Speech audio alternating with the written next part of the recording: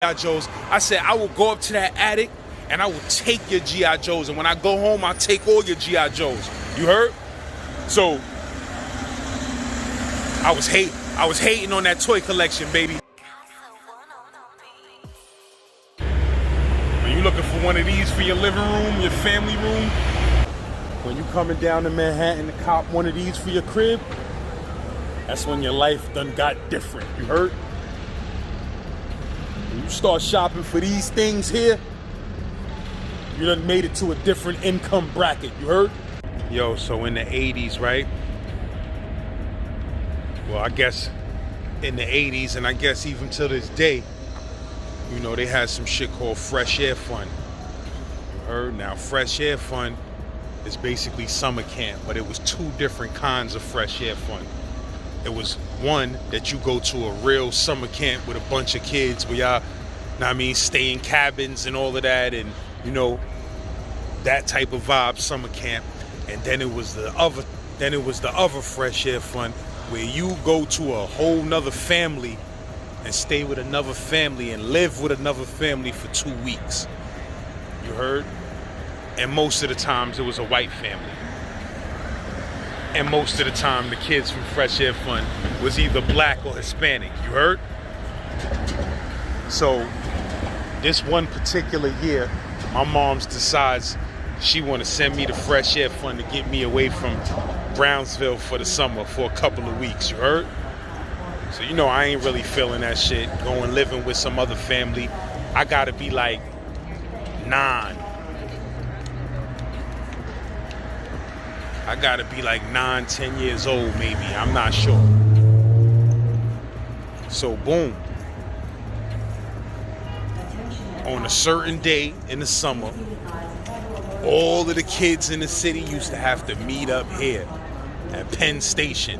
You heard? Downstairs, and it was chaotic. It was kids from all over the city trying to find their bus, trying to find their parents, trying to find where they going. You understand what I'm saying? You check in with your bags and stuff, and they give you tags.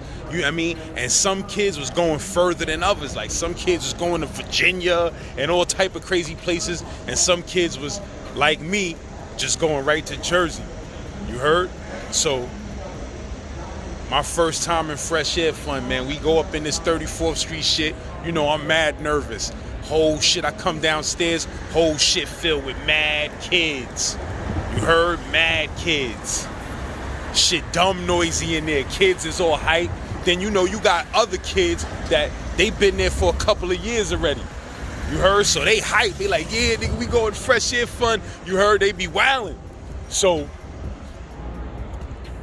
we gets down there and shit, and I mean, after a couple of hours of waiting in line and all of that, the buses start pulling in. They start talking about, yo, we gonna start calling people for certain buses. When we call your name, you go through this gate right here, you get on the bus. You heard? So I'm like, nah, I mean, they calling out kids' names and shit. Kids is like, yo, ma, I see you in 2 weeks. I think the summer camp was longer than 2 weeks. It might have been a month. You heard? But you know, to staying with another whole family, they ain't get crazy with a month with that unless you requested it. So it was just 2 weeks. So kids leaving, all right, ma, kissing their parents and shit. Yo, I see you in 2 weeks. I see you in a month.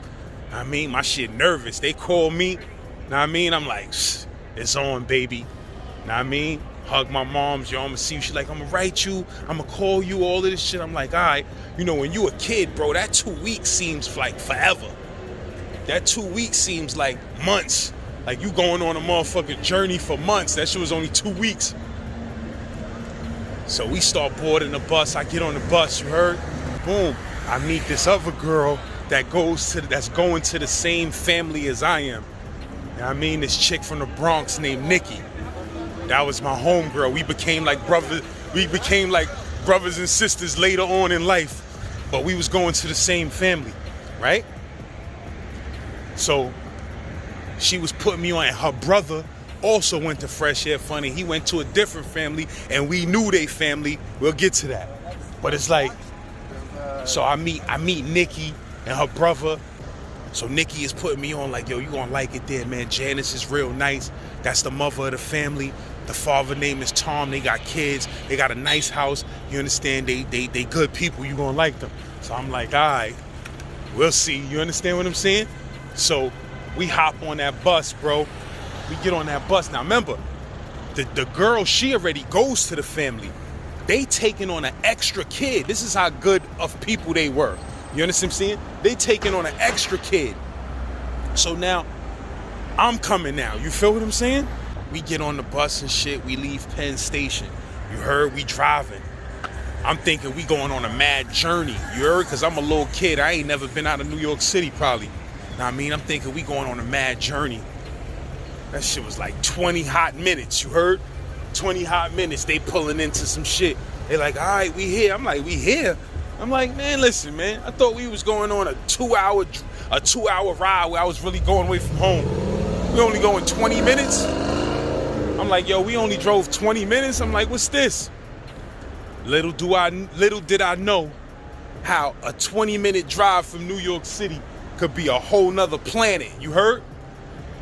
So we pull up in the spot. Know what I mean? So we waiting. Everybody, all the kids is there waiting for their family to come pick them up. It's nothing but black kids. You understand what I'm saying? Couple of Spanish kids. White families pulling up. Other kids that been there already a couple of years or whatever, or last year, they families pulling up. Hey, screaming and hugging them and shit. Like real families, you heard? So then boom, Janice pulls up. That's the moms to my family. She pulls up, oh, I'm sorry I'm late. I'm sorry I'm late. Nikki. She hugs Nikki and shit. And then, you know, they introduce like, and Nikki like, yo, he's coming too. This is Brian right here. So she's like, Brian, how you doing? I heard so much about you. Cause you know, the family, they write back and forth. Your mother communicates with them and all of that. You understand what I'm saying? And then, you know, they get to know the kid a little bit before the kid is sent to their house. So she knew who I was and all of that. So boom, she takes me to the crib. Now, I'm a little dude from Brownsville, Brooklyn. You heard? I got family that live uptown. But besides that, I ain't never been nowhere. You understand? I ain't never see the suburbs in my life. This is Tenafly, New Jersey. For anybody who knows Tenafly, New Jersey, it is beautiful out there. You heard? It is beautiful. Houses, mansions. It's just a beautiful place. You understand? Compared to the dirty hood. You heard? So, compared to how the dirty hood looked at the time. So, you know, I'm in a culture shock. Like, I'm in the house. This shit I seen on TV. Like, they got 5 and 6 bedrooms. They got an attic upstairs that they turned into like a double bedroom apartment type flow for their 2 oldest sons, Michael and Kevin. Those was my niggas, you heard? So boom, like I said, bruh, they had a crazy backyard, stupid backyard, you heard?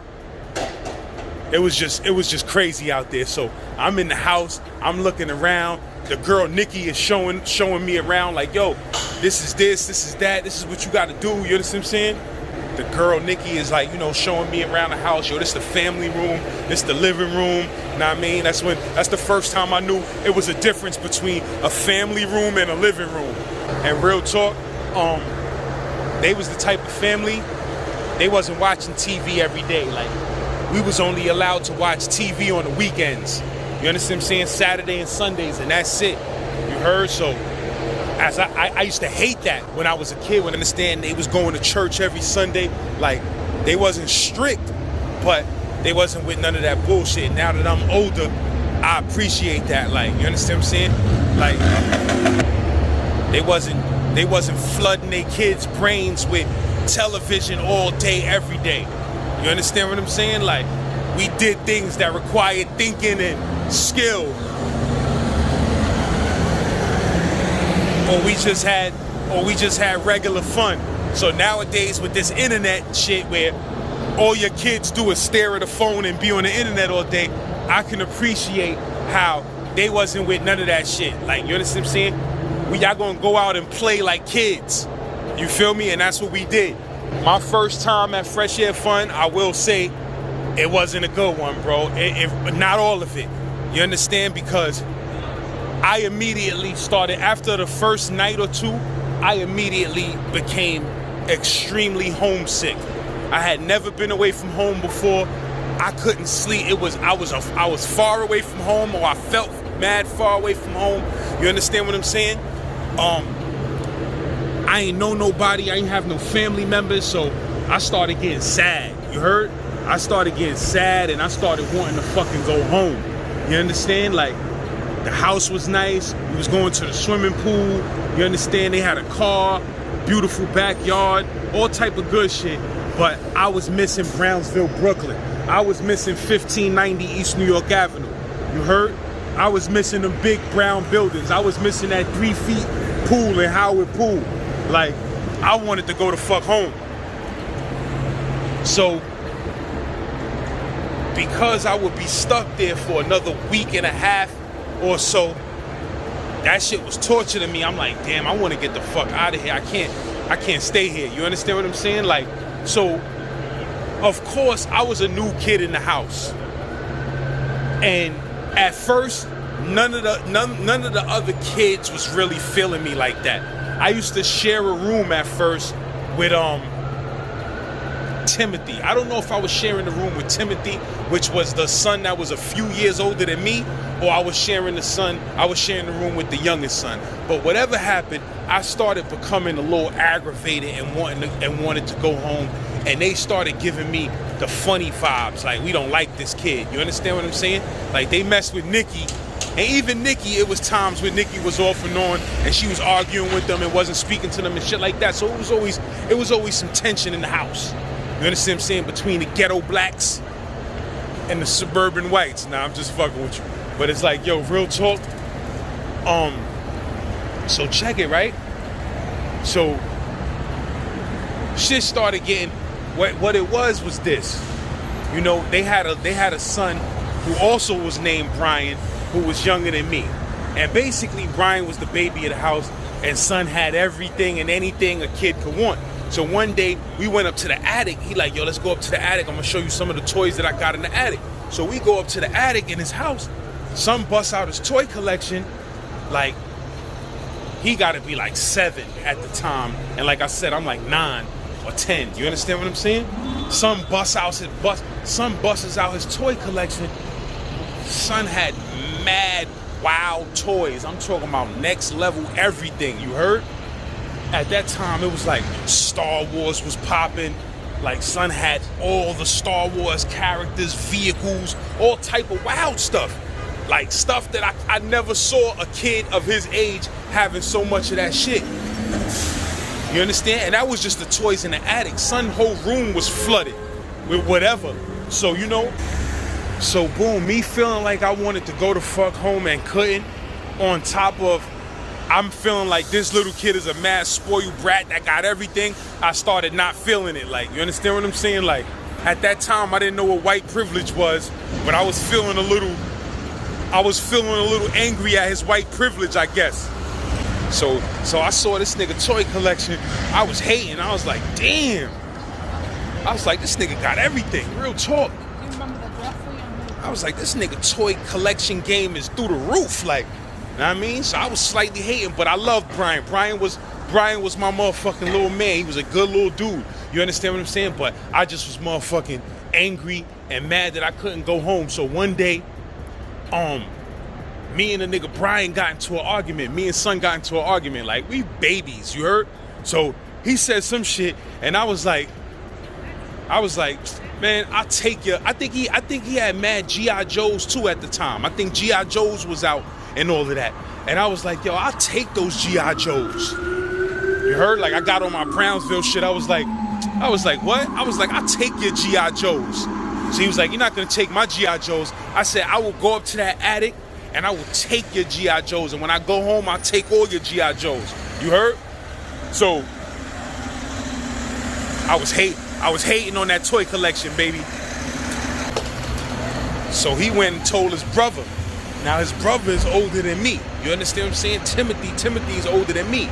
So we used to share rooms. Son was a Mad Mets fan. You heard? Like, son was a Mad Mets fan and shit. Like, I used to be playing that shit. Was mad funny because I went to Fresh Air Fun with a mixtape that I had made. I had taped off the radio like Marley Marl, Mr. Magic, somebody. I had went there with a mixtape. So I used to be playing that Bridge Is Over. And they used to be like, Timothy used to be like, yo, man, you fucking like that music? He was like, you actually like that music? He said, that shit sounds like a fucking vacuum cleaner. Sounds like somebody's fucking vacuuming the fucking rug. Yo, that nigga used to have me laughing. I used to be like, yo, this is that fire. You crazy? Listen to the shit. He like, yo, I can't listen to this shit. I bet you wherever he is to this day, I bet you he listen to some rap because of me. You heard? That's my dude. But I bet you he got some rap in his playlist because of me. But son was a funny dude, man. Now I mean, he used to be shitting on my rap music and playing his music. Like, listen to this. I used to be like, nah, nigga, listen to this. You heard? KRS-One, The Bridge Is Over. MC Shan, that's what MC Shan and The Bridge Was Over. That was the hottest records that was out. I was playing both them shits in his room all day. He used to be getting tight. Listen, if you a prison poker legend, a street poker legend, or you just nice in poker and be busting ass, go download that app, Rad Poker, you heard? Where it tests your skills and trains you, where it helps you get nice, and if you get real nice, somebody from the app might put their bread up and stake money for you, you heard? And it'd be a win-win for everybody. So like I said, go download that app, Rad Poker, that's my sponsor.